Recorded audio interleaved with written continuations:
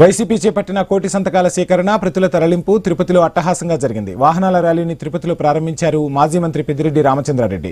చిత్తూరు, తిరుపతి జిల్లాల వైసీపీ ఆఫీసుల నుంచి బయలుదేరిన ఈ వాహనాలు తాడేపల్లి చేరుకోనున్నాయి. మెడికల్ కాలేజీల ప్రైవేటీకరణకు వ్యతిరేకంగా వైసీపీ కోటి సంతకాల ఉద్యమం నిర్వహించింది. 17 మెడికల్ కాలేజీలు ఒకే సమయంలో మంజూరు చేశారు. వాటిని కన్స్ట్రక్షన్ కూడా అన్ని ప్రారంభించడానికి కూడా అన్ని రకాల చర్యలు తీసుకున్నారు. ఆ విధంగా ఈ భారతదేశంలో ఏ ముఖ్యమంత్రి చేయని విధంగా అదొక చరిత్ర. అదేవిధంగా ఈ మెడికల్ కాలేజీలను ప్రైవేటీకరణ చేయాలనే దురుద్దేశం చంద్రబాబుకు ఏ విధంగా ఉందో దాని మీద ఉద్యమించే మన రాష్ట్ర ప్రజలది కూడా చరిత్ర, ఇంకొక చరిత్ర అని చెప్పి నేను తెలియజేస్తున్నాను.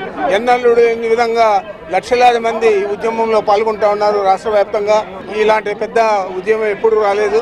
ఇది తప్పనిసరిగా చంద్రబాబు నాయుడు ప్రభుత్వానికి తొలిమెట్టు పడిపోయేదానికి తప్పనిసరిగా అత్యంత ఘోరంగా చంద్రబాబు నాయుడు రాబోయే సార్వత్రిక ఎన్నికల్లో పరాజయం చెందుతాడని నేను భావిస్తా ఉన్నాను.